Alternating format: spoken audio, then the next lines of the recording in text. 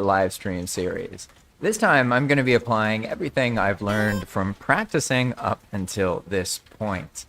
So less sticking around in the same place, more exploration and showing different Path of Magic things off. So we are in the Iron Factory, but we've been here for a long time, so it's time to head out. We're going to be going somewhere else. I'm going to grab some, basic things, and I'm going to show you one of the cool quest boats. It's a really fast carve. And we originally came here to this iron area, right, in order to make this kind of iron factory place. And other players have since come along and progressed it rather nicely. So now there's some more storage here. There's a whole bunch of stuff that's changed since I was here last.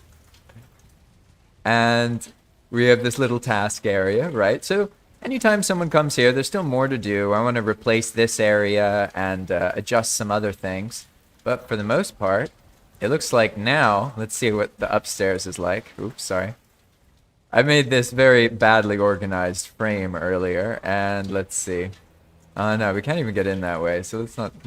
I'll probably find the proper way to get in. Here we go. And also, my PC's running really slowly right now. I'm not sure what that's about, to be honest. But, hey! See, now, none of this was here. When I logged out last time, this was all just... basically just a framework. So none of the furniture or any of this stuff was here. A feast! Hey! That's the first time I've eaten a feast. Hey! Finally getting to experience some Bogwitch content. And look at that, arrested bonus! Isn't that crazy? This is so much better than just sitting with a chair. And so Ford said if this would be a bad time to try fighting Motor. No, not really. You can fight Motor whenever you want. But it's gonna be very hard. I don't know if you want to really fight Motor. Maybe you want to do the Motor boss chest. Let's see. Nice. They got some cool stuff set up here. Okay. I guess I should put a bed somewhere. Do we have a reasonable amount of this stuff? Nails, feathers, pelts. Oh, it's so much fine wood. Nah. I ain't gonna do that. I don't need no fancy bed. Let's get a normal bed. There we go. Much better, much better. So let me see for a moment. I need to grab some food and dump a bunch of stuff away. And in one of the development live streams recently, we made a nonsense chest. So I think there might be one somewhere. Let's see. I guess I can just try and make one. So Ford's been trying to do the boss chest for Motor on Path of Magic. And you need stone golem trophies, so you have to fight stone golems and go into frost caves. But finding those is challenging because it's a 1 in 20 drop chance, right? It's tough. But honestly, I don't recommend that you try and fight Motor. It's probably just going to be more frustrating than what you're currently doing, in all honesty. Motor, none of those bosses are balanced. They're like just super, super hard. Basically everything after Bone Mass. It's doable, but like, yeah, you're better off dying in the cave. You'll get the trophy eventually. It's actually funny because it used to be a worse drop rate, but then I added an artificial 1 in 20 drop rate on top of it. So that adjusted it. And one second, I'm going to get in the Discord thing so y'all can hear me. And let's see, was there some crazy nonsense?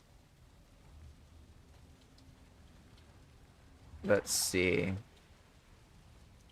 Okay, that's not something I need to worry about right now. So I'll just get in this Discord channel. Hoorah! Alright, I have a voice. Alright, so if you're listening, you can join the Discord there. And I can hear you if you say something, but it won't be super loud on the stream, so the people listening might not hear you. But the main advantage of that is so that you can actually hear what I'm saying, like, in-game if you're playing in-game. So don't worry about it if you're not on the server. Now, there is something else going on. I don't know. It's not normally this laggy, so there's probably some, like, To be honest, I have a hole in the logic for these crypts somewhere, and there's certain situations where monsters can spawn in a loop, and yeah, it doesn't go well. So I can already tell just by logging in and how it feels that that's happening somewhere. So I could humor you all and actually try and show you here. Hey, cool Hello. little system. Hey, Ford. I think that's Ford, right? Yeah, I Yes. recognized your voice. Yeah. Awesome. All right. I'll take your advice. I'll do another run of the mountain caves. You'll But be better off. Motor's harsh. Although her I made a pathfighting is bunch so of. bad, you might be able to cheese her, to be honest. I mean, she's not the issue. It's the seekers. I made a bunch of poison Ah, arrows, and I wanted to see if those would work better. I don't remember when I did that, but every boss, actually, I think every monster, it has a field, and it's just one little text thing, and you can set a raid there, and it means that it's permanent around that monster. So all of the bosses have that. You could probably make normal monsters have that, but I don't know why we would do that. That sounds a Sounds bit too awful. much. Yeah, exactly. Oh, Make okay, so there's a every nonsense deer. chest here. Let's see, I'm trying to find. There's a nonsense chest somewhere That in this there base. is, it should be really close to the assignment board thing, and that's also where a chest where I put a bunch of iron scrap as well. I see a normal chest with iron scrap. Ah, yeah, here we go, the nonsense chest. Oh, it's empty, I think. Oh no, it has some If you stuff in scroll the down, bottom. yeah. Okay, yeah, nice. I'm gonna move it. So this is something we developed, I think after the last time I was playing. So for now, I'm just gonna do this. Basically, here's the idea for those of you who haven't or don't know what these nonsense chests are. Pretty much, Valheim has loads and loads and loads of forced inventory management. And I'm not trying to remove that from the game. Like, I do understand that, like, there is appeal to having items and being able to organize them and setting that up. But I think that the way it's done is too abrasive, and it basically puts people in a position where they always have to organize and organize and organize and organize. Especially in Path of Magic, where there's more items that you get from different places. So the attitude now is that each base, or every 200 meters, there can be this thing called a nonsense chest. So I'm going to make one, but I'm going to put it somewhere, let's say, that is obvious and it makes more sense. So people will be using this area. They are out here. There's this messed up storage thing that'll get moved. But really, this is like the central area. So I guess for now, we can just make this right here a nonsense chest. So to make a nonsense chest, you pick one of the chests that you like the most. I usually like the barrels. I love barrels. But it looks like we don't have any barrel hoops, which probably just means the barrel hoops are in a cart somewhere, to be honest. I'll look around I for think about... Go on. I think they got moved either into a cart or they're in one of the chests near the nonsense chest, but I'm not sure. I'll just go with a different one. I didn't find them. So we're going to make a big chest. I guess that'll make it more logical sense. The fine wood chest. Hooray. And it's very simple. You just go up to it, because it'll target the closest chest, so it better be the one you want. And you do say nonsense. And then boom, you get a little thing here. And we updated it actually, so that it changes the name to the player who casted it. So you see it says Lab Rat's Nonsense Chest, and it's got loads and loads of inventory space. This is the sorry.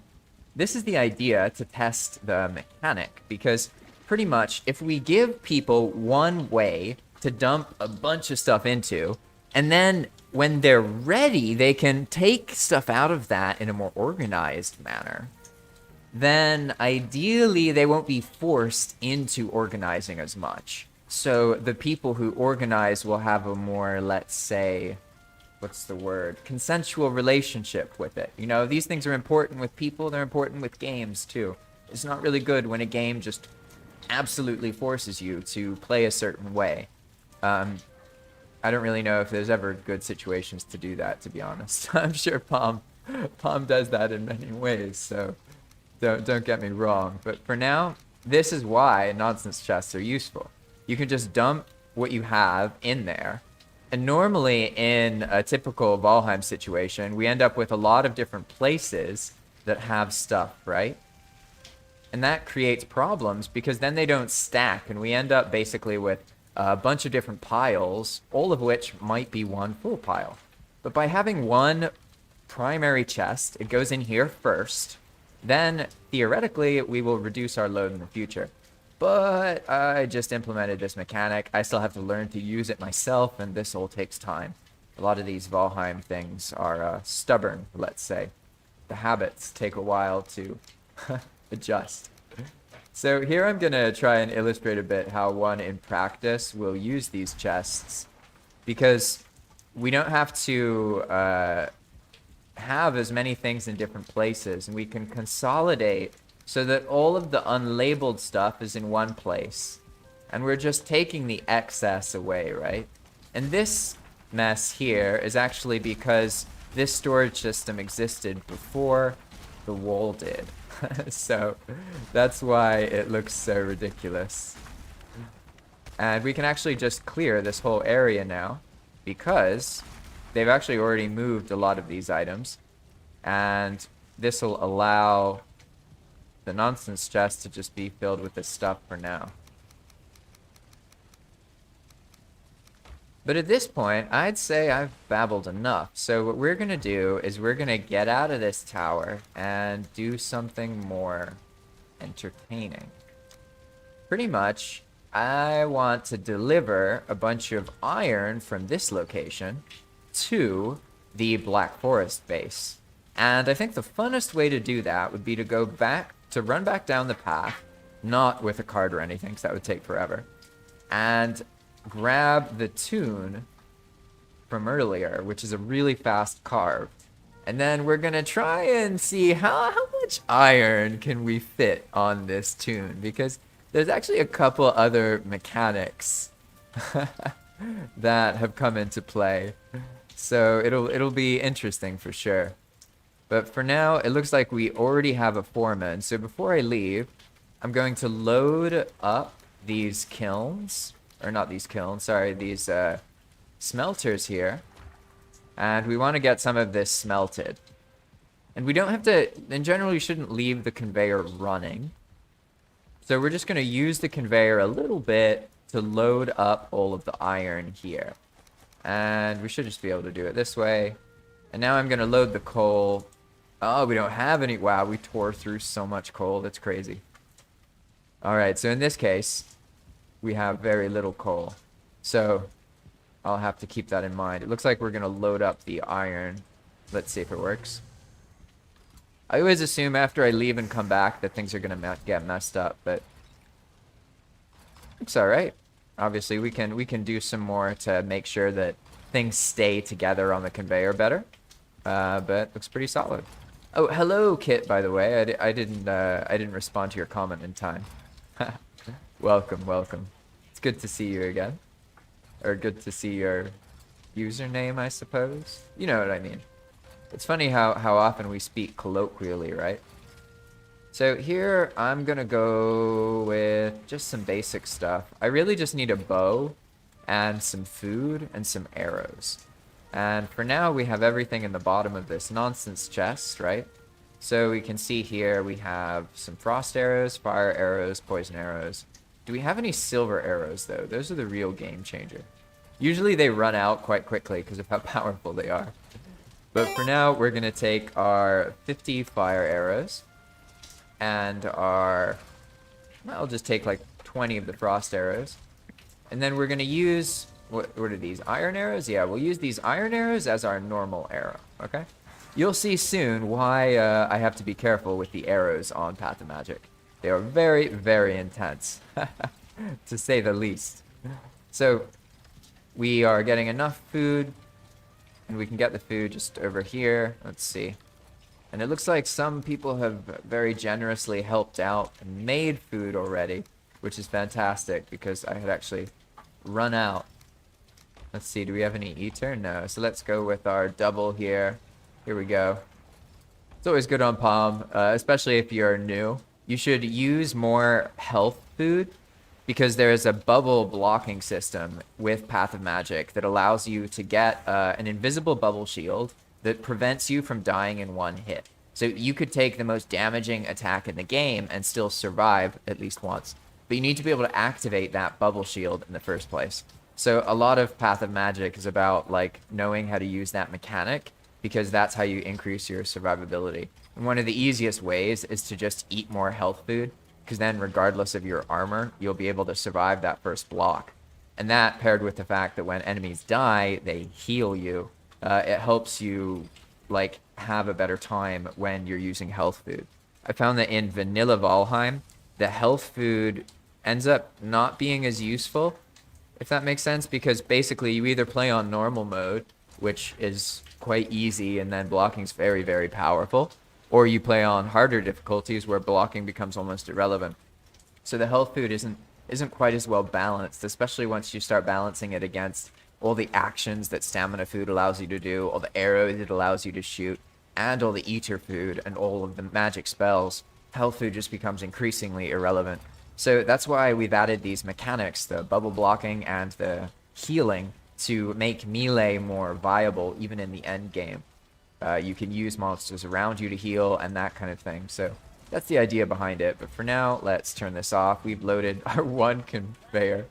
It basically didn't matter what we did here, and you can see it all ended up back over here because we've actually used all the coal, which is very interesting. It shows that this area has been used a lot. So what we're gonna do before we go is instead of smelting, we're going to make some more of these kilns because the conveyor foreman basically allows you to turn kilns into a source of a lot of coin or a lot of coal. You can turn 1 wood into 100 coal with a kiln and a conveyor foreman. So it's just a matter of finding the right place to put it, pretty much. It looks like I might need to make a little pedestal here. Let's deal with this. We don't have a stone cutter in this base. Interesting. And I guess I'm past the point where I should just put random nonsense everywhere. So for now... Stone cutter might be on the dock. Ah, outside. Okay, so I'm just too far away from it. So I'll just hide it. I can probably get away with hiding it like right here. Yeah. Yeah, there we go. This works. Alright. Probably do the same thing with this workbench. The others helped organize this place, so now it's much more like a functioning base. And we don't have to have things so cluttered, which is awesome. But now let's see. I need to be able to make a little stone pedestal here, because I can't quite place the kiln. So I think it's just because it's clipping into something, probably. And I don't need this to be permanent. I just need it to be here, because this will allow us to have a bunch of coal when we come back. It looks like this area might be a little too small. Just fine. I can just deal with it this way. We don't need all these smelters when we only have this kiln here bottlenecking us. So let's adjust this. And I think in this case it's actually... Ooh, nice. Perfect. Squeeze it right in. And I think also here... Yeah, there we go. And that's probably enough. I mean, maybe we could get away with one more at some point, but for now, we should just be able to do this. And as long as the conveyor's foreman is close enough, he fills it with a bunch more coal. And this is to act as an incentive to actually use the conveyors because they are the best source of coal, realistically. They turn your kilns into infinite coal kilns. So that is one of the reasonings behind it. And now we can leave, and when we come back, we'll have pretty much 300 coal, which will be enough to get this whole place going again without having to deal with all of that nonsense ourselves. And here are the barrel hoops from earlier, so I don't think we actually need that many barrel hoops. So what I'm going to do is take the stuff out of this ultra cart and put it into the nonsense chest, because carts don't work as well with those craft from container things. So in general, it's better to have building materials and things in chests. And now that we've loaded up, we're ready to go off on the adventure to go pick up our tune and then sail back here. And I can already tell, who knows how that's going to go. And I'm going to take some barrel hoops there, although it is close to the trader, actually. Let's leave the barrel hoops here. I'm not sure how useful they'll be. The main thing that we could take now would be some iron. But I don't even have a belt, so I don't even know if I can hold a reasonable amount of iron. Or maybe some ancient bark, actually. That's probably more reasonable. Let's see. Is there, we got trophies? Oh, garbage. Someone made a nonsense-like thing. You see, this is vanilla player garbage. All of these things. Sellable, sellable, sellable, sellable, sellable, not sellable. Sellable, sellable. Ymir flesh. Alright, yeah, I haven't figured out a use for Ymir flesh yet. But that's one of the interesting things about Path of Magic, basically. At this point, it's changed so much. So there's still Valheim, but most of the things that you're used to about like item loops and where things come from is altered. It's different. It doesn't work the same. So it can take people a while to get used to that, to be honest. And what's funny is when people join in the beginning, they tend to underestimate the sheer quantity of things, which makes sense, because, I mean, how are people supposed to know when they don't even usually know that this kind of stuff is possible on a server without mods, right? So I'm not blaming anybody. I just think it's amusing, in all honesty, how it ends up playing out. All right, we have our food. We got our rest. Someone's been glorious enough to leave feasts up here. This is great. This is great. I feel motivated to come back here and redo this roof later on. But for now, we're good. I'm just gonna give this builder's bell a solid knock here. I've never regretted hitting a builder's bell, to be honest, but I've regretted not hitting them. So it's a good practice. Now let's make sure I don't run off in all earnesty randomly without something important. Really, the thing that would matter is some resources, I guess. Probably like some ancient bark. But this is cooking stuff. Okay, I see. I haven't actually been here since all of this has been situated and worked on. So I guess I can be a good community cook here. Process these a bit. Now we have a mead kettle. Ooh, fancy. And I have a feeling that when I leave, I'm gonna find out why my character is lagging so much. I have a strong feeling that there is an unreasonably large horde of looped spawn skeletons due to a trigger rules true I have somewhere in the scripting, causing unfortunateness. Kit says, I recently teamed up with a guy to drive traffic to my server, and they're amazed just at the simple vendors I added. EWP is an awesome mod. It really is, Kit, and I think it's just a matter of time. Especially, just wait till Valcon. So basically, I've been involved, I don't know about the other things, but I'm involved with 4 panels in Valcon. And even from just recording these panels, I've learned so much about things. And I'm pretty sure that Valcon event is going to produce the most educational Valheim watched content ever, because it's so many people working together, and I learned so much just from the few I've been involved in, and I'm only involved in like, I don't know, like 5% of the content or something like that, right? So it's going to be really cool seeing what happens. I have a feeling that over time will snowball, and maybe within 6 months to a year of Valcon, it will be more normal for people to know that this stuff is possible. I have a feeling that's going to be how it plays out, but you know, that's just my guess. I don't actually know any of this. Now, I gotta figure out where on earth there is some... Hey, here we go. Okay, I see. So it's organized by biome material. Interesting. So that means I want some ancient wood. Yeah, okay, here we go. Oh, that was cool. All right, that's all I needed. Nice.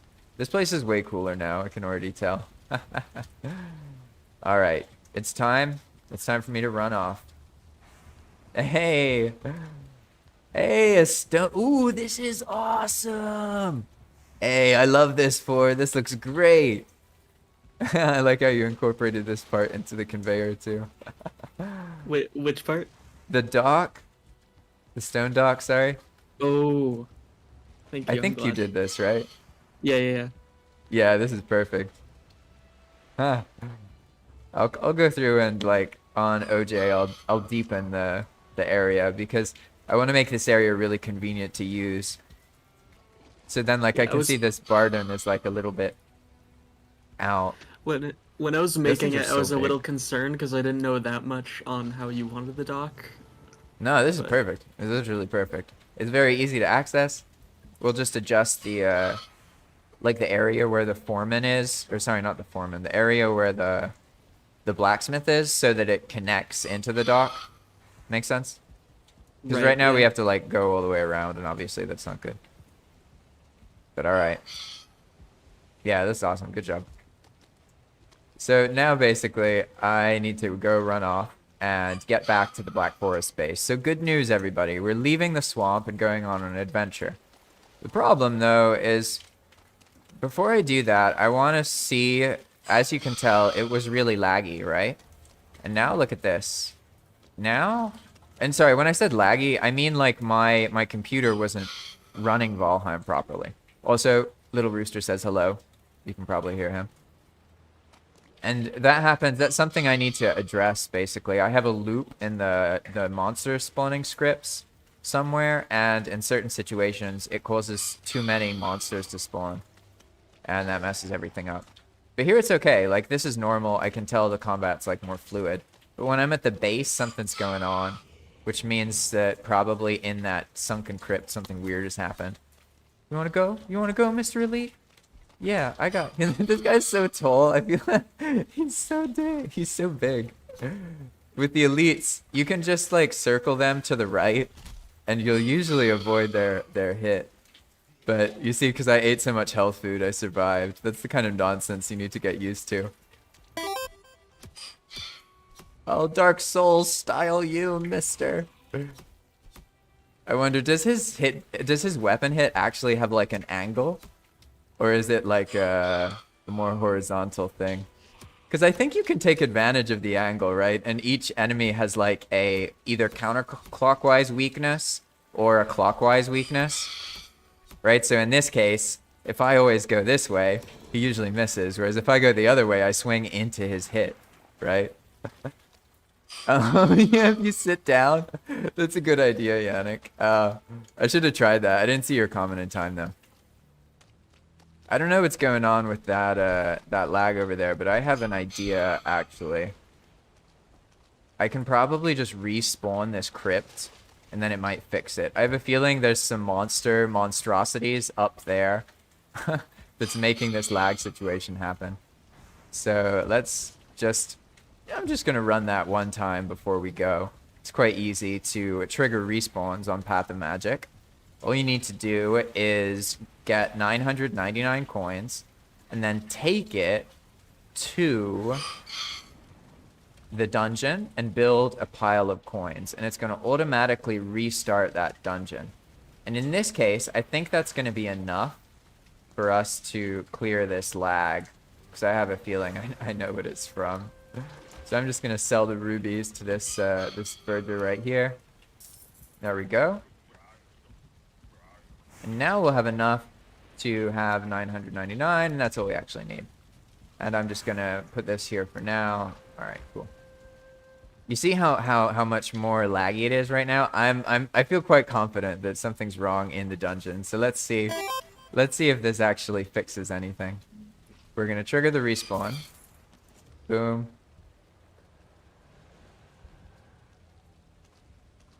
And it hasn't loaded yet. Okay, so it's all triggered, right? So now I'm gonna log out. One, because that guy's gonna get me, but also because sometimes it's your like your chunk loads something. So you need to log out and then log back in, and as long as there's no other active players in the chunk, it'll like reset some of the issues. Welcome, Valia 4B. Welcome, welcome. How goes it? How goes it? So let's see if we can address this. And if this doesn't work, I'm just going to leave and go off on the adventure. Because ultimately, the nice thing about Valheim servers is when you find a laggy spot, you can always just run away from it. And eventually the lag will go away. Because it's almost always a problem that only like matters to the server when there's a player there to act upon it. Make sense? So what I'm doing now is I'm seeing if logging out and logging back in after dealing with that adjusted it. And it doesn't seem to have affected it that much, which I'll look into it later, but it could also mean that the problem is actually not in this dungeon, but another dungeon over there, which would imminently mean we're about to find out, because I'm about to run down the path. I just need to grab a rested bonus. But I'm just gonna do this the simple way and Builder's Bell away these enemies. Oh, they're tough though. I don't think the Builder's Bells work on tough mobs, but maybe it does.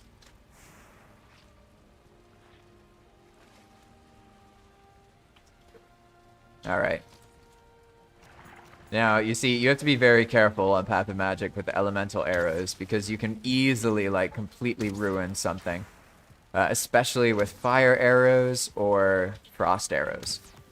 Silver arrows only trigger when you hit an enemy that takes the burning damage, so it's not as bad with them, but if you recklessly use frost arrows or fire arrows, you'll easily destroy a building.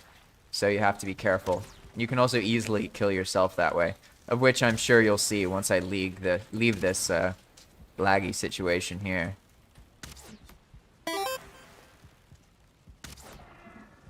There we go. Awesome.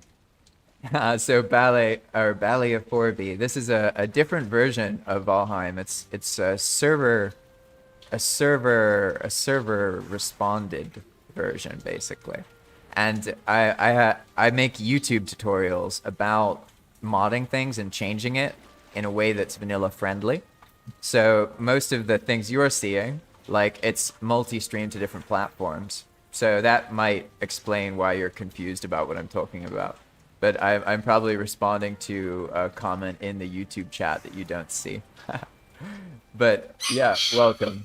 Hello. My little rooster says hello as well. He's decided to come in here and start cuckooing. So we took care of that. I got my rested buff, so now I'm off. And we'll find out where this kind of lag's coming from here. Because if we go up here, it'll get worse and then get better if it's in the mountain. Otherwise, let's see how it goes. I think there's something at Motors Mountain that was causing issues as well, because when I was there, I was down to like 20 frames, and I don't know what was going on there. It definitely looks like that. Because I'm going up the bridge to that area. Or not Motors Mountain, but the mountains in general. I guess I should probably check out what that's about. Interesting. By the way, there are Seeker soldiers near Motors Mountain, so I would not spend too much time there.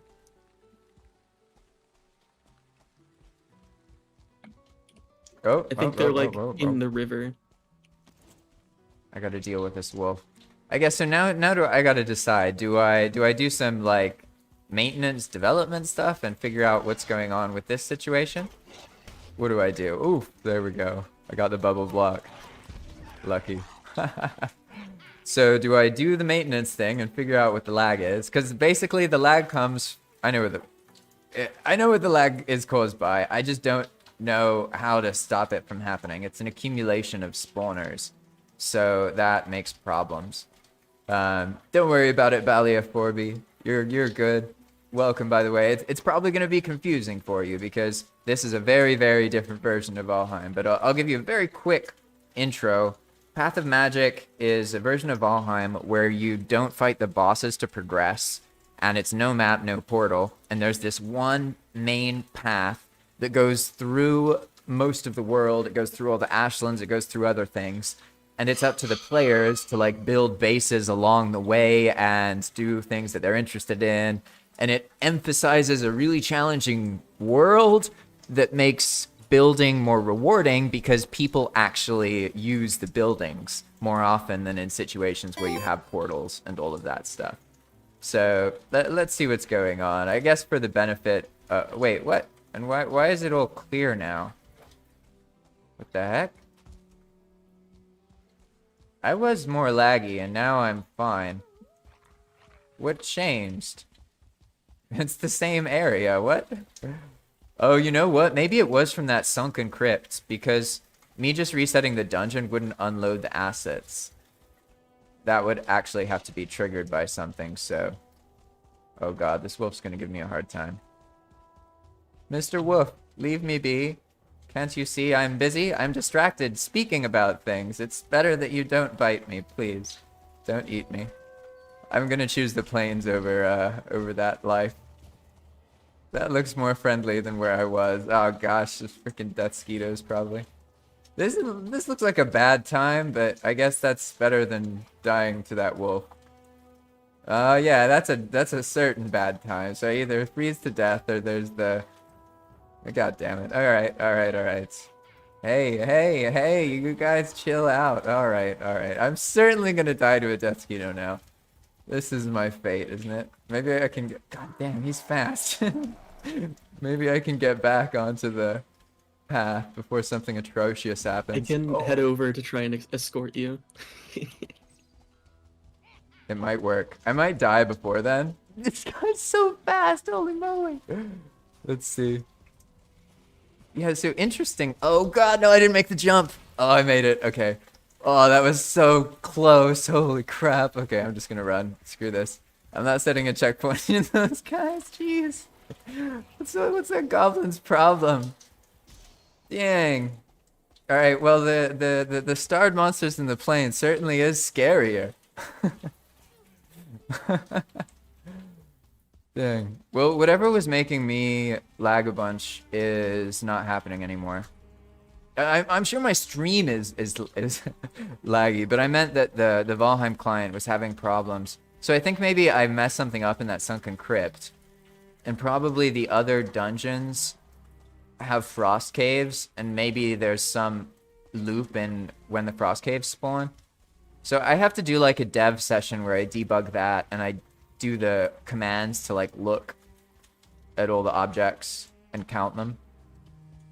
Because you can't, like, when you do things procedurally, you can't really, like, check them manually. It's, like, a huge waste of time. Hey, there you are.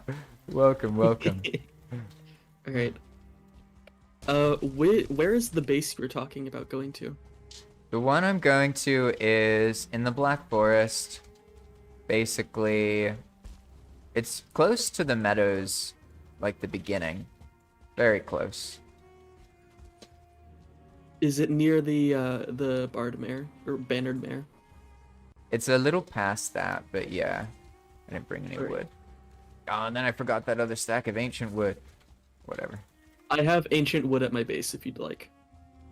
It's more I was just coming there to the Black Forest from the swamp, so I was going to bring stuff that we don't have, and I don't actually know what we don't have. I was just guessing.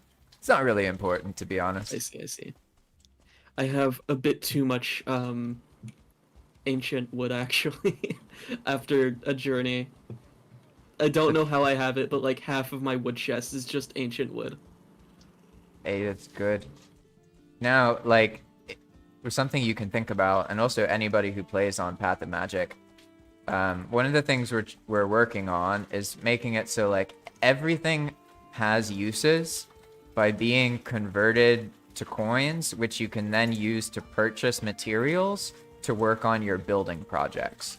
Because the loop, basically, that we're going for is like, you could fish if you want to and sell the fish and then get building supplies. Or you could go fight monsters and raid dungeons and get coins and then buy building supplies. Or you could just explore, you know, with your boat and sail around and you know, get ganked by serpents and then not get anything. But, you know, there's a lot of options that we have available. And that is a work in progress. So I haven't been able to, like, find uses for everything. So if you're like finding yourself with lots of something or lots of something and like it doesn't matter, Does that make sense? Like, basically, if you're destroying something because you don't care about it, or you're leaving it around because you don't feel like it matters, it's sort of a problem. You see that guy down there? Great work? Wait, where? No, look in the water. No, shit. That's gnarly. What's he doing there? He's been here for like a day or two. What? It looks like maybe he was like chasing someone in a boat, or I don't know. I think Motor got summoned and then he like came down the mountain. He's just been there. Yeah. Yeah, it's funny. It's not logical at all that there's seekers during the motor event. But it's bizarre. That's definitely, I want to work more on those. The idea basically with the bosses is that each boss has like a really epic boss fight that is sort of like an end game experience. It's a thing you do for fun, either to challenge yourself solo, the hardest mode, or in a group to make it easier. But like, I think in order to make that realistic, each time you fight the boss, it needs some variability to it. Like, it needs to change up a little bit. And since they're all technically on the same team, probably what I'm gonna work on is make these like chances. So every 30 seconds, it has a chance of like summoning another boss's special aid or special ability. And then they show up for a second. And maybe they like, you know, the elder casts those roots and then he leaves. And like, he can do that in any boss fight. It's just like, you might not necessarily encounter that. And then also the raids, like you saw the Seeker raid. That was just a test to see if that field does what I thought it did. And it does. You can just put whatever raid you want. So that means that you can make something that changes it on like a timer to randomize it as well. So it could be like, each boss is getting assisted by the energy or the power of the other boss. So then they get that raid. You know what I mean? And then the other thing, right after, and then I do want to know what you think. So the other thing is that I want more monster fighting monsters during the boss fights. Right now, it's too much like everything's chasing the player. So I don't like it when that happens. It feels unrealistic. And like, I personally don't even really like it that the bosses, like their attacks don't even hurt other monsters and that sort of thing. I might adjust that at some point, but for now what I want to figure out is like how to make it so there's monsters that fight each other. So it's chaotic, but you can like work with the chaos, if that makes sense, and distract monsters with each other so they're not all on you. But I think you could make it biome specific, or like to like what enemies you encounter and which ones get spawned in. So like maybe for like one of the fights, say it's like swampy or whatever, you have trolls get summoned in, so the trolls fight the normal undead mobs and then also you, and you're able to kite the enemies into the trolls while also fighting the boss. And for Motor, you could use something like the stone golems, or like have it like be like a Drake raid along with Motor, and then you kind of just have all that chaos going on, but it's not necessarily at you directly. yeah, like goblins and ice golem and wolves and frost wyverns. There's like multiple faction aggressions there, so they would get distracted by each other, right? No, so I think we got a friend. We got a normal ghost. How peaceful. That's of all the things I've encountered on this path, that's one of the more peaceful. But so I'm thinking. So in a lot of the Path of Magic stuff, it uses weights or like chances for things to happen, and they're easy to adjust them.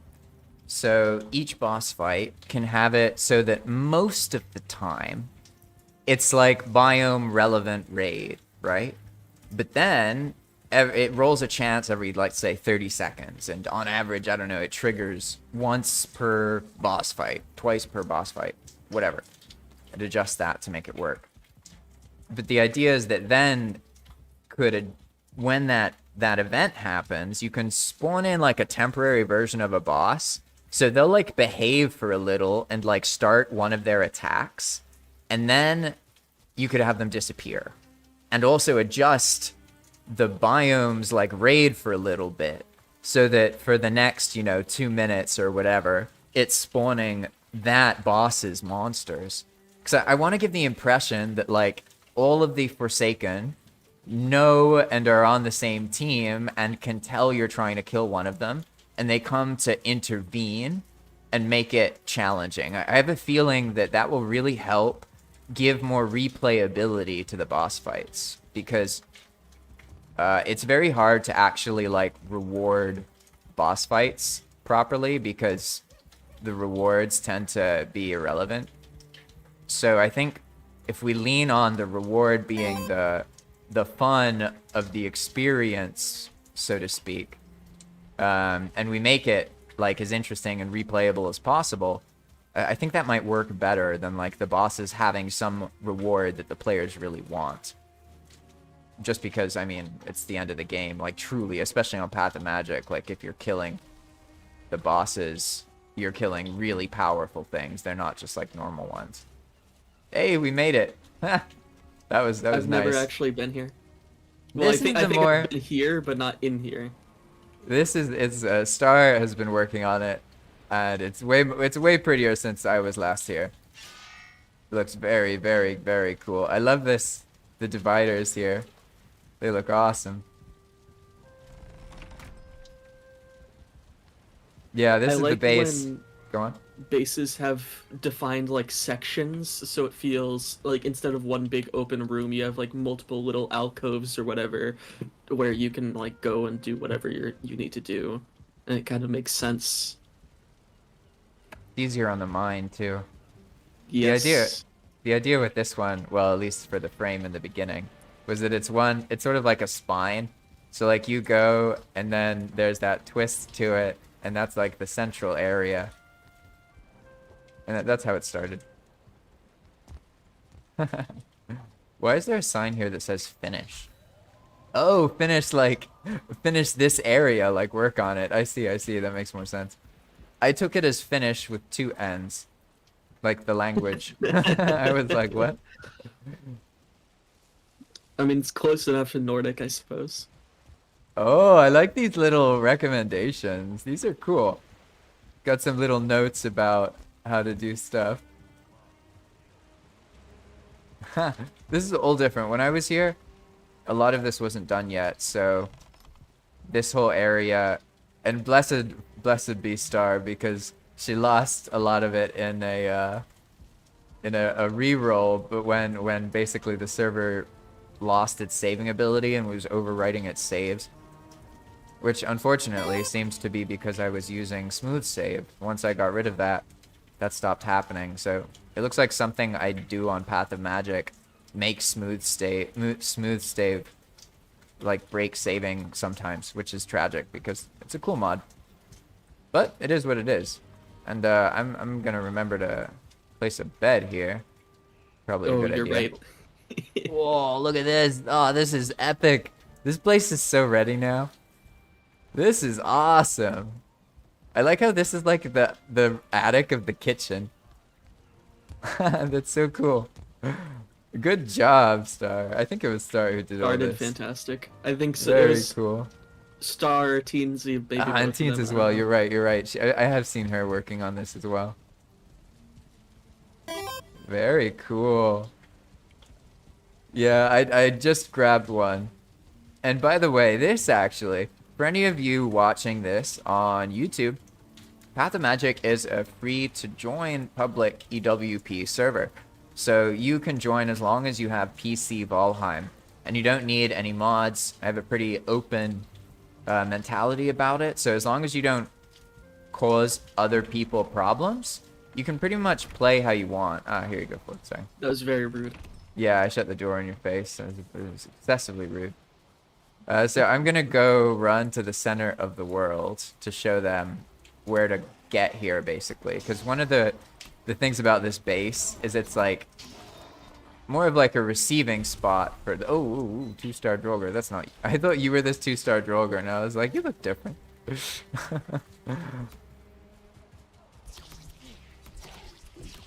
They seem pensive about something. Oh, do you know about the fire arrow thing? On how it like can light everything on fire. No, it's even worse than that now. There's oh well, you'll see actually. Oh no. They're I should stand explosive back. now. Yeah, but I no, I'm not see. gonna use it actually because I killed myself already multiple times that way. But basically, somebody joined, and I realized like for a new person, the server is just too challenging, and they don't have any like good AOE crowd control tool in the beginning. So I figured I'll just make the explosive arrows, which are normally just a thing later in the game, just a thing everywhere except the meadows. When did the fire arrows become explosive? It was a while ago, but nobody really knew about it because it only happens like it was only in the Mistlands and the Ashlands. So obviously that's not where most people are. Hey, Yeah, someone even made this I've been pretty using again. fire arrows, so I'm pretty surprised. Like I just switched to poison. Let's see. This is a good place for. Oh, there's already nonsense chests here. I was gonna try and nonsense one of them. Someone gets seeker meat as a gift.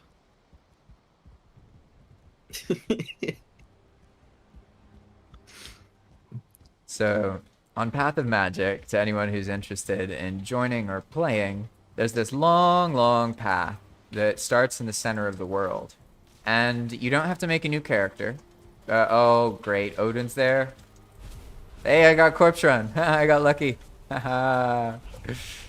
Any loot? Let's see. No, no luck. But basically, you can keep traveling down the path to progress through the world. And if you want, you can join on a new character, or you could join on an old character. Path of Magic is designed to be played on whatever you feel comfortable with. It's not like other Valheim servers where you'll miss out if you don't get on the initial wave. The idea here is that this path is so long and challenging that getting down the path itself will naturally like give you a place that you feel comfortable with, whether it's earlier on in the path in the meadows and Black Forest, or much later on in the more dangerous biomes that you can more easily access. The idea is to really to give people a mechanism to enjoy no map, no portal without a lot of the frustrations because base vanilla no map, no portal is very, very challenging. It's definitely not. It's not something I personally recommend people do. Like, some people like it, don't get me wrong, but I don't think you can just tell, like, the average person to, like, try no map, no portal mode on vanilla Valheim and, like, them have a reasonable time. Because the game it really isn't built for that. So, like, they enable you to do it, but then you have to think about a lot of things. Like, how are players going to find the boss? You know, like, vanilla no map, no portal mode means you take forever to find the bosses. Because when you find a Vescover, you don't get a map location. You just get, like, your character pointed in that general vicinity. Like, it's much trickier. So that's one of the purposes for the path, is that it helps open up the no map, no portal experience to more people. And I personally think that it works quite well for a server. The only reason the server itself, Path of Magic, can be so challenging, from my perspective, like combat-wise, is because there is a path to make it harder to get lost and more easy to find what you need. And yeah, Pan says that he'd use the the map tools and the seed for no map, no portal. And yeah, I mean that's that's really what happens, right? Because people need maps. It like ends up happening. And also like there's a lot of good stuff that comes out of people sharing maps together and talking about it in Discord and like planning on bases and all that.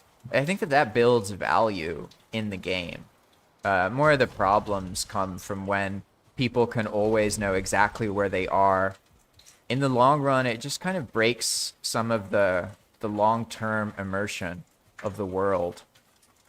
So when you have a GPS, you can't really get lost as easily, and feeling lost and feeling threatened by getting lost, it's important. It's just it needs to be balanced, you know? But as Pan mentions, actually, like it's important to understand, like there's a lot of different ways to do no map-esque variants of it, you know? Some people are, let's call them purists.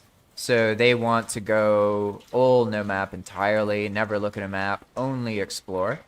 I'd say that's uncommon. You can read about that, but in practice, most people aren't like that. They want to look at a map out of game or maybe use those comfort mods to be able to look at it in game. Your cape went backwards. That's hilarious. I just noticed that. Oh, no, it's normal again. Did you do No, that or was it a thing? no, I didn't see anything like that. Ah, I that's was I funny. was gonna say I've heard there's a mod that lets you use the map if you're by a cartography table, but I haven't checked it out at all. I think it exists, and I think that's a good way of doing it, at least for my purposes, because I enjoy the aspect of like getting lost and having to find a journey and like map out routes. Like I had to map out a route on how I would get to your base from the water so I could transport a bunch of iron, Yeah. and I found that very fun. But it's less fun when you're like kind of guessing on your like when you're at the base and you just kind of want to know where you are in the world, like Yeah. from what you've found. So I And think even it'd be the cool. act of drawing out and charting those things, whether you use them digitally or you draw a little map, I found that the more the player puts pen to paper and feels motivated, it's like another way of them getting immersed in the world. So like if you give reasons to people to benefit from drawing something, right?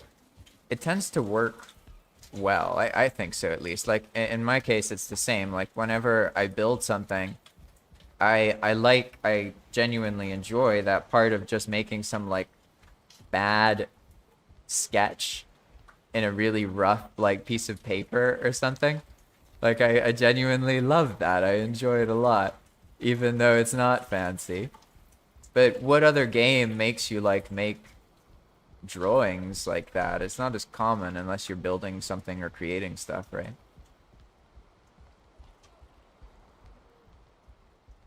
Yeah, No, that was so violent. had to happen. So we're almost at the center of the world, and I'll do a little thing when I get there. Because on this series, this is a new series of the live stream, so to speak, Ford. Instead of just playing more normally, I'm basically gonna just like move around more and show people stuff and interact with people more because that's more viable in the long run than having a live stream that is one character's playthrough.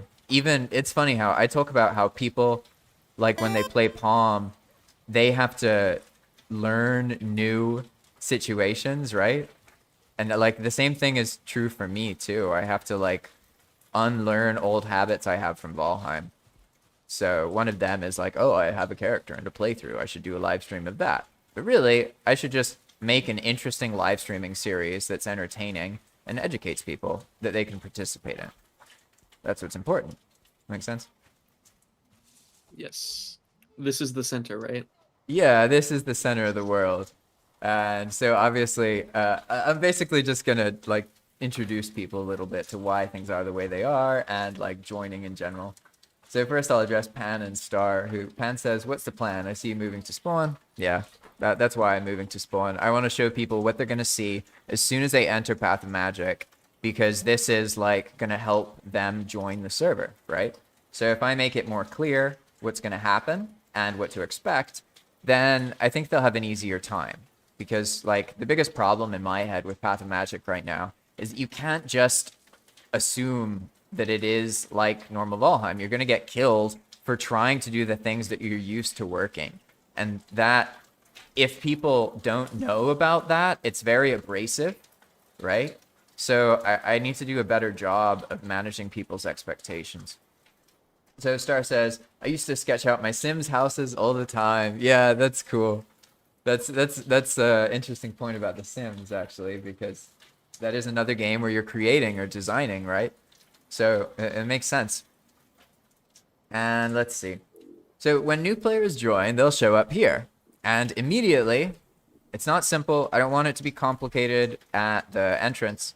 But they'll notice, yeah, there's no boss stones. And there's a couple of reasons for that. Because basically, Valheim as is, vanilla Valheim, it will alienate new players who join an old server. Fundamentally, the game is designed that way and its mechanics cause that to occur. I'm not saying they did that on purpose necessarily. I'm just saying that's the reality. New players will be alienated by multiple factors when they join an already existing server. So if you want to make a server palatable for people and make people feel comfortable that they can join it, you need to keep this in mind. And the main ways that Valheim breaks that is that when a character launches onto the server for the first time, they are immediately presented by the progression of the world. That's it. And that is problematic because it's going to make them feel left out almost immediately. They're going to see that there's maybe more than an Eek trophy, and then they'll be like, it's a chance for them to leave. So I find it better to just eliminate all that in the first place. Because that way, a person joins, they don't have to feel invalidated because of their progression. They can just join, and they're not immediately told, okay, the world is in this state. They don't know, right? And the other thing that happens is the day count. So it's important to keep in mind that if players see like a day 4,500, the same thing happens. They feel alienated. They feel like they missed out. So that's why on Path of Magic, it's just day 1 through 360 whatever, and then it just loops and adds to the year. So you could figure out that Path of Magic's been around for, a while, but you have to do some math, and most people, they just look at the day number and they don't really understand the year part. At least that's my understanding. That's the logic behind it. I want to make the place as easy as possible to join. So for now, there's this runestone, but it's not that useful because you just it just says welcome to Path of Magic. And then actually these are compendiums. So if you open up your area here, it'll say, where is it? Oh, it actually got overwhelmed by this one. Basically, you can read the runestone and then it'll put a compendium in there. So I'm going to add some commands that explain everything. Right now, all it says is welcome to Path of Magic. But just so you know, that's in the process. We're working on that. For now, when you join the server, you'll have to ask basically about things and watch content in order to know. But maybe if you're lucky, I'll have fixed the help and everything. So the idea is that players can just go say and then Path of Magic, and then it'll tell them something like this. Watch, I can go blacksmith and then question mark. Or is it, oh no, I have to actually be there. I don't remember how it works. Maybe it's conveyor. Nah. So basically, I'm going to be able to say these things, and then the instructions will just show up on the screen. And that way, it'll just be easier for people to learn the mechanics at their own pace, and they won't necessarily need to rely on paying a lot of attention in Discord or anything like that. So they'll start in the world, and then obviously they could just run off over here into some nonsense, and then they're going to get slaughtered probably and confused. So that's just how it is. If they want to survive, they'll have to follow the path. And it should be more reasonable because we used to have all these ghosts and things, but I went through most of the Meadows mechanics and made it so that they're not going to slaughter us anymore. So they don't happen in Meadows. So in general, I know the path... there's also been efforts to destroy gravestones as people see them. So it's at least I've been destroying them, and it's been fueling my all the Groston my build uses. Yeah, So- that's an accidental feature that, like, one of the things I've learned about this is that, like, the best ideas have nothing to do with, like, me or any concept of myself. They all come from people playing on the server and having experiences. And oftentimes something happens and it wasn't intentional. Like with that, for example, at first I thought, oh, now there's a Growston source in the game, right? And you can cheese it and get some Growston. But in practice, it just makes you have a little bit of the resource so you can add some of those elements early on, and then you get a little bit of something from someone dying. So, like, I never would have thought of that if I was trying to do it on purpose, you know what I mean? But it ended up becoming a genuinely interesting mechanic. And so when you first join Path of Magic, you'll go to that center of the world and you just follow the path. You'll find this really long bridge, and then this is the welcome center, pretty much. It's the first area you can set a spawn. People join Path of Magic for different reasons. You know, you could be trying to explore. You could be trying to figure out something to build, etc., etc. But it really depends on what all of your preferences are. And you can come here and just set your spawn. And in general, regardless of what you're doing, that's the gameplay loop on Path of Magic. You travel down the path and you find checkpoints to set a spawn so that when you die, you show up there. And different players do different things. Some builders will go to these communal places until they kind of find a spot that they like and they want to work on, and then they'll build their area. And then maybe they want to build another checkpoint much further along the path. The path is intensely long and travels down a huge portion of the map. I'll actually show you real quick because I recently set this up. So give me a moment here, and this will help you understand why we can basically just make a loop of continuously going down the path and finding more checkpoints to build and ways to make it more accessible. So here I will show a screen in a moment that shows the Path of Magic and some of the other paths, okay? I know this is a no-map world, but you're going to see everything in a moment. Alright, so what do we do? Now I can do this full screen magic thing. Oh no, I gotta click up here. Boom. Yeah, there we go. Awesome. Alright, so we are looking at a map generated by a really cool mod called No Map Printer.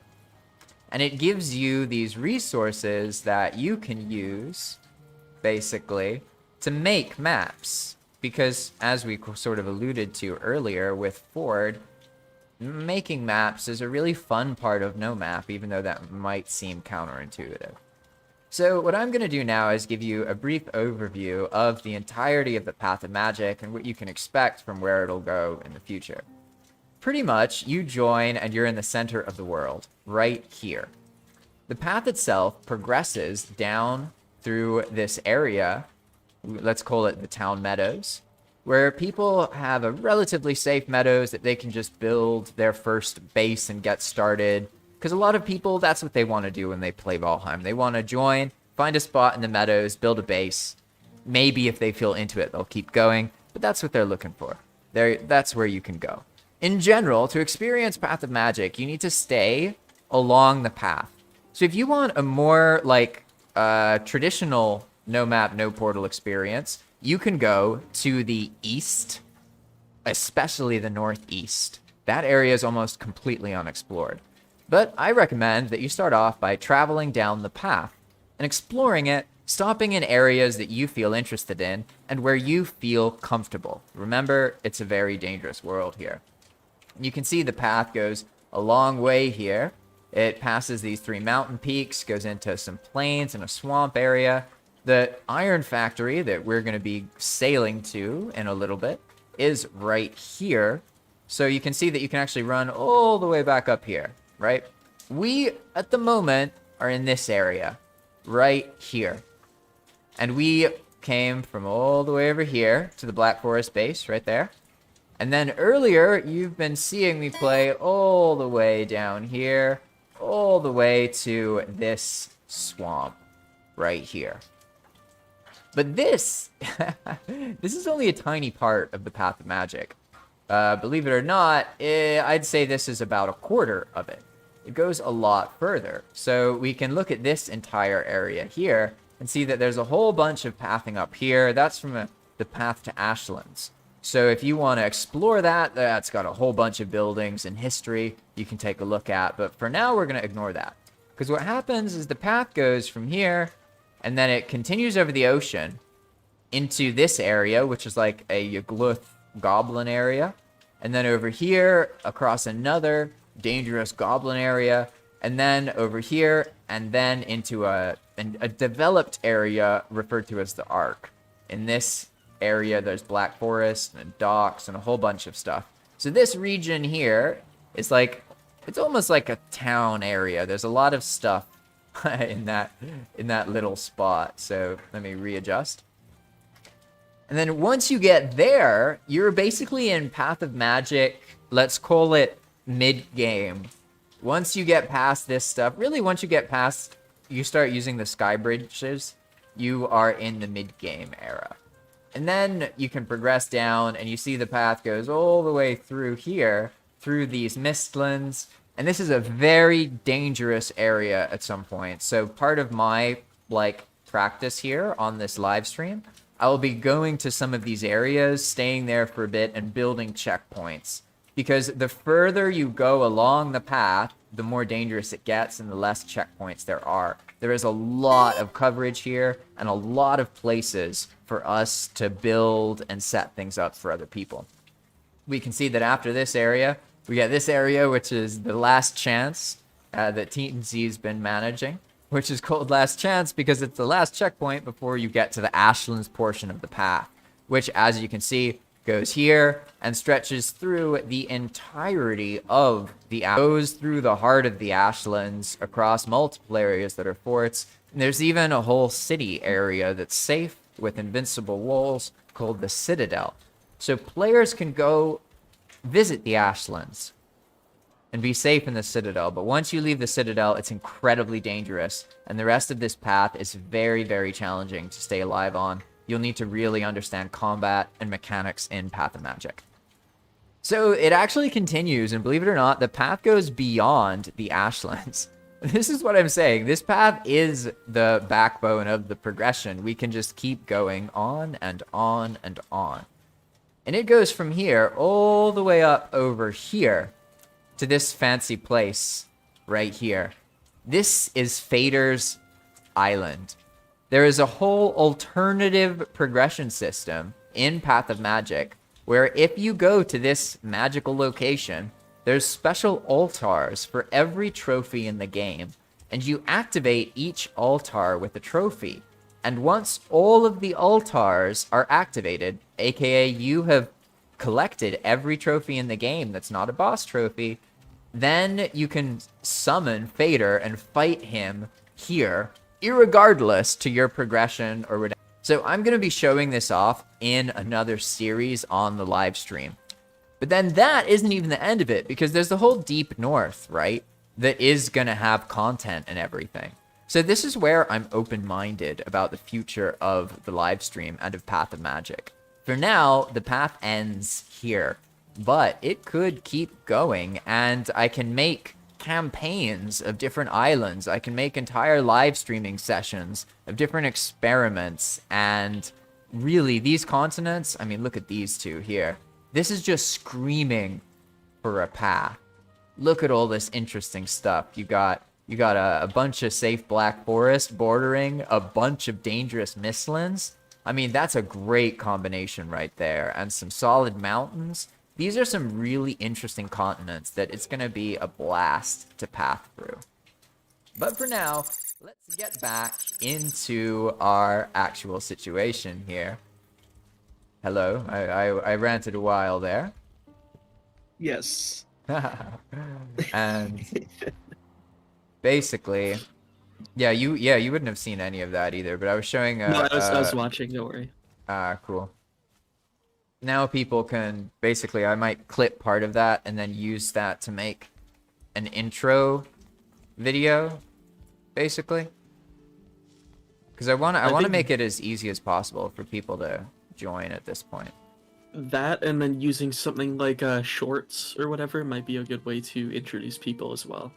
Yeah, yeah, that's a good idea. I've been intimidated because I feel like I have to make shorts reliably, but I guess I could just make a series of shorts specifically to show people like more stuff of Path of Magic, you know? And there could be like a short that just explains each mechanic. And you know, Yeah, I've been thinking about them in another way, and I've been seeing shorts people make where it's kind of just clips from the full video, and like of little segments that might be useful for someone to like look at briefly, and if they want to they can look at the full video, and it introduces them to the series or whatever concept the creator is trying to get across. And yeah, all that seems to be the norm with the streamers. They'll live stream the content, right? And then they'll have an editor or someone who goes through and then breaks the content up into the format pretty much it needs to be for YouTube, long format, YouTube Shorts, TikToks, all these different things, right? For now, I have to be cognizant of my my limited time, basically, because I prefer to spend time developing and polishing Path of Magic, because there's a lot of things that the server needs. But here's another. I'll do another rant here. This one won't be as long though. This is where you need to go. Let's say you want to do the Eikthyr boss chest. On Path of Magic, there are different bosses, so I'm warning you, don't try and kill the bosses. They're a lot harder than you expect. They have timers, they have different abilities. You're going to get wrecked if you just try and fight Eikthyr in the beginning. Trust me. Instead, you progress through boss chests. So once you've joined and you've visited the Welcome Center on Path of Magic, then you can continue forward. And you'll find this lovely area that was built by Naoima. And it's very, very unique. Very cozy, I would say. You can go through here, and basically you'll end up in this area here. And you can see a familiar sign.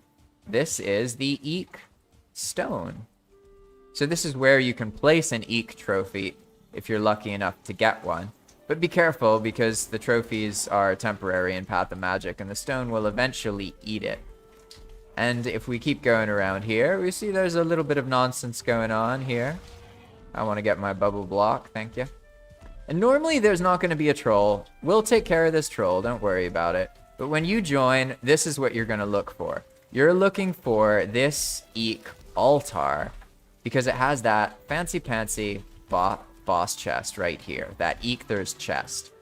When you first join Path of Magic, you're going to need to get an antler pickaxe, right? So if Eikthr's so hard to kill, well, how do you do that?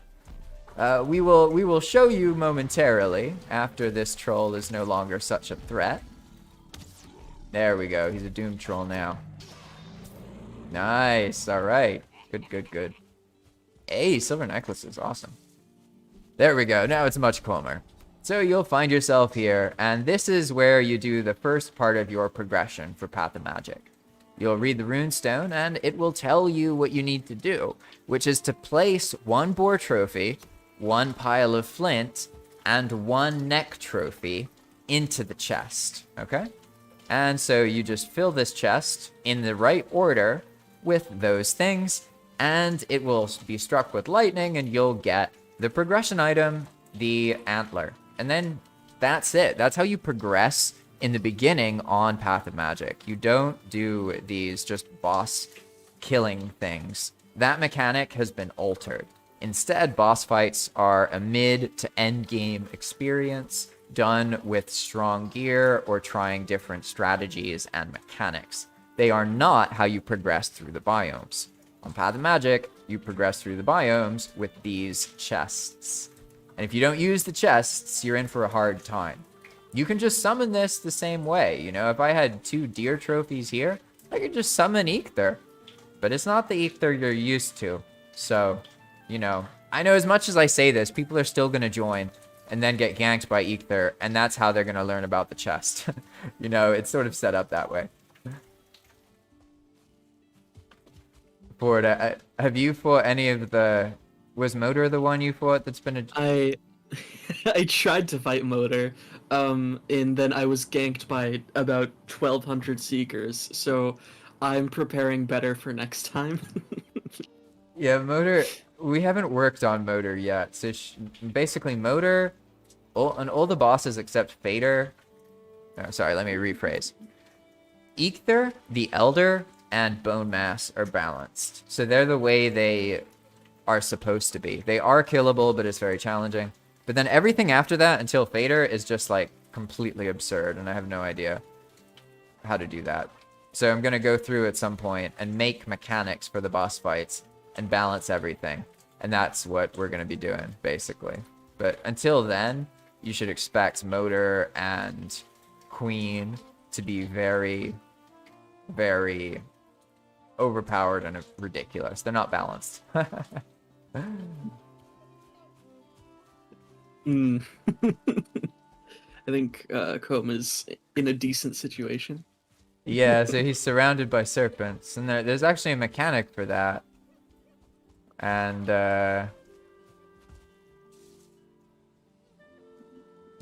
you can fear the serpents on Path of Magic if you take 9 Surtling cores and you toss them out in a stack of 9.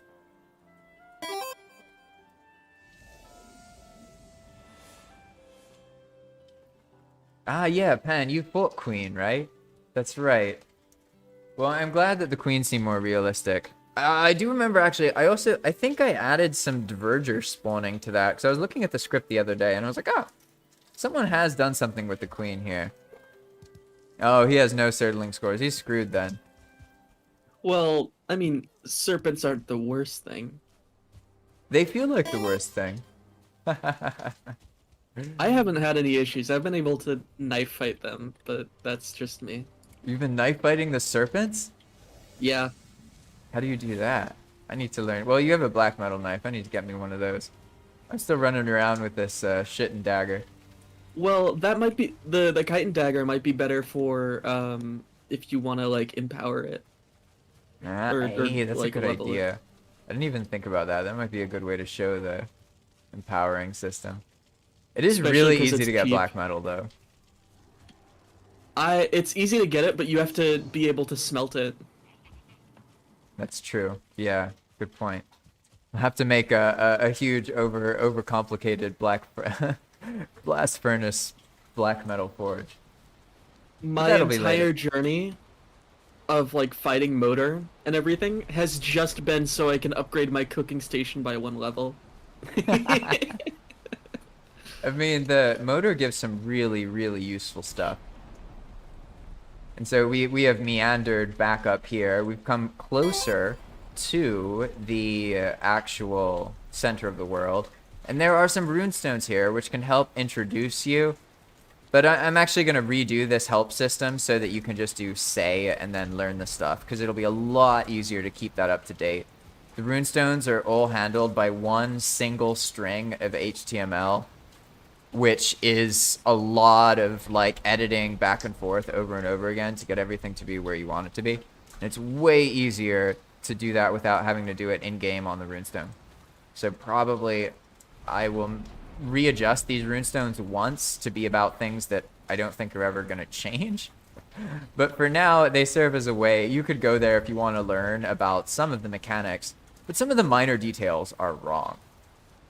And then you can keep going down the path, and now we're going to go to the base we were in. So if you're watching this and you're watching the video that I made about like actually getting yourself started, because this live stream in particular, I'm making into like an intro guide basically for new players to join. So I'll separate a lot of the parts. And what you need to do is keep traveling down this area. You'll pass Naomi's area, and then just keep going down the path.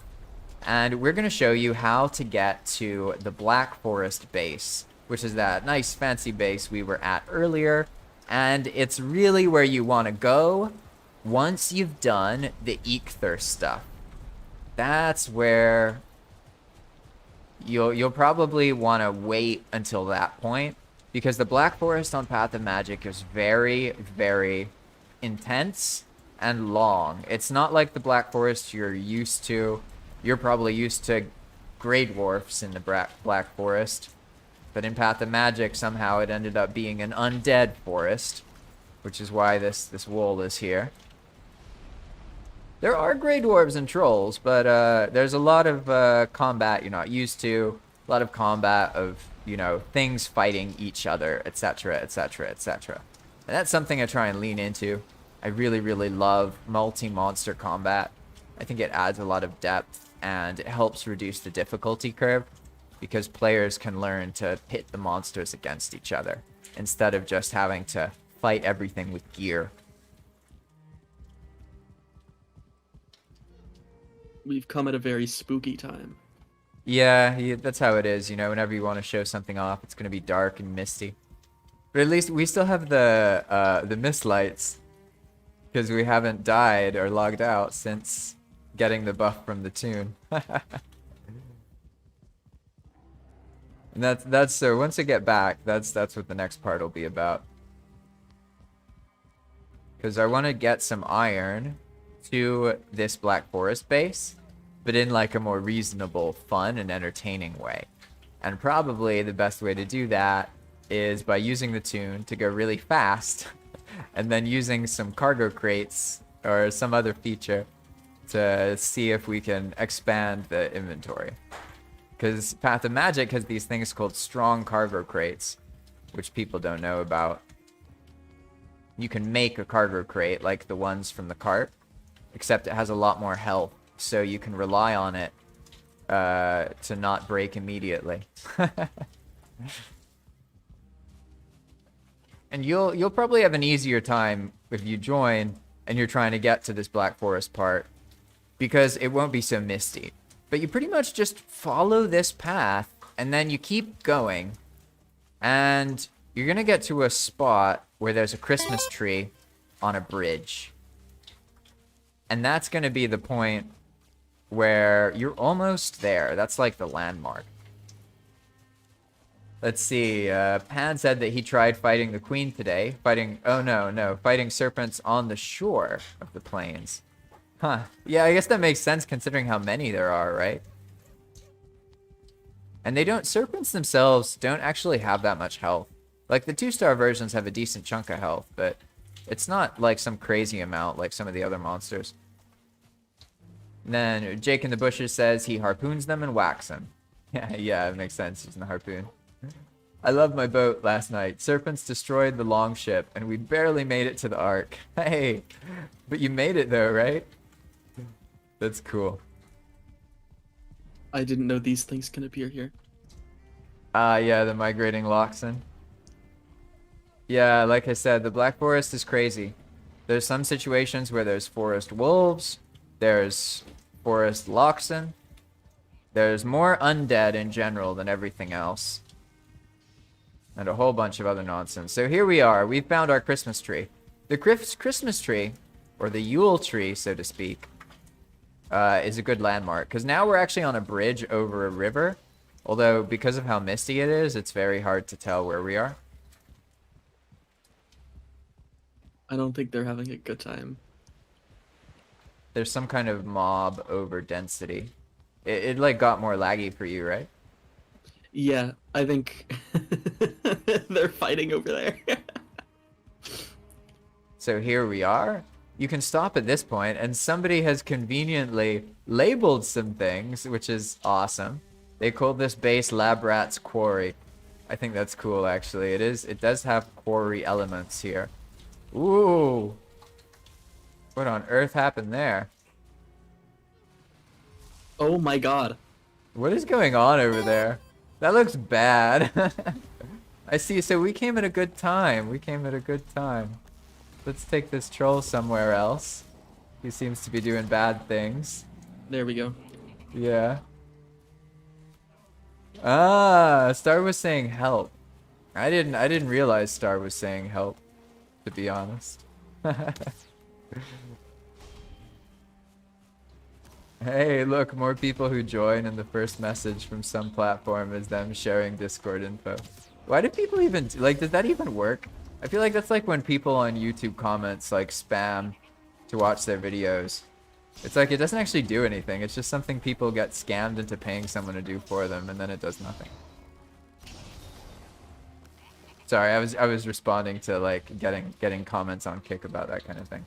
If you ever respond and you comment and I don't respond, yeah, it might be because you the first time you commented, you said something that made it very clear that you're just marketing. So I just ignore that.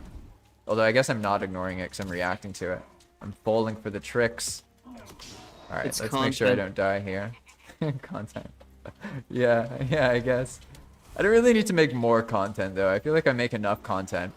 It's just I like have to focus and set things up properly, basically. All right, I'm gonna grab a spawn here and then come back. So, but this, yeah, okay, the mage is okay. She's not angry. She's not trying to hurt us. That's good. Just the troll caused some nonsense to happen. I see. But we survived. The beds are okay. I wonder, I'm glad there's not a fire mage underneath these beds. That would be bad.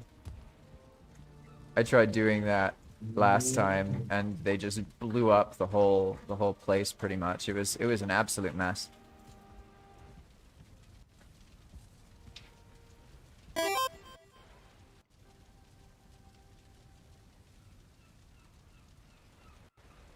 So Jake says he has, you have your timers auto respond with your Discord. How does that work? What do you mean exactly? I don't fully understand.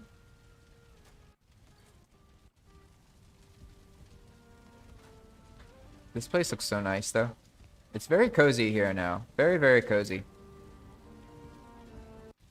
Alright, I know what I'm gonna do. So I'm gonna end this stream, and then I'm actually going to go onto the other character off stream and do a tiny bit of debugging, because I think that there's a bunch of lag in dungeons that I can fix so that it doesn't happen as much. I just need to adjust something. So I'm gonna do that, and then when we get back, we're gonna deliver iron to this area and go on a sailing adventure in the fastest ship in Path of Magic. So I'll see you in the next episode of Welcome to Path of Magic. Bye-bye. Thanks for watching another episode of the Path of Magic.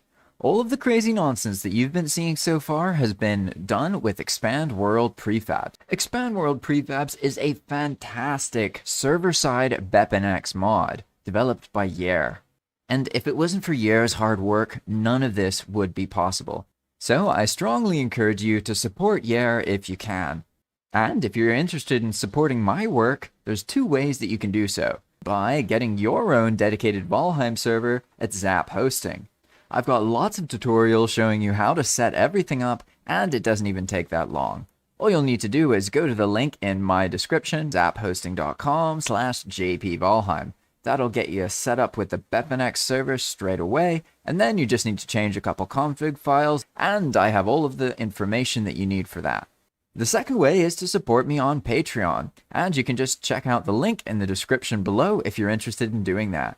I understand that some of you might want to support me, but, you know, you're not going to get a server to do so, so here you go. Now you have a way to do it. Thanks for watching, and I'm going to see you in the next episode of The Path of Magic. Bye-bye.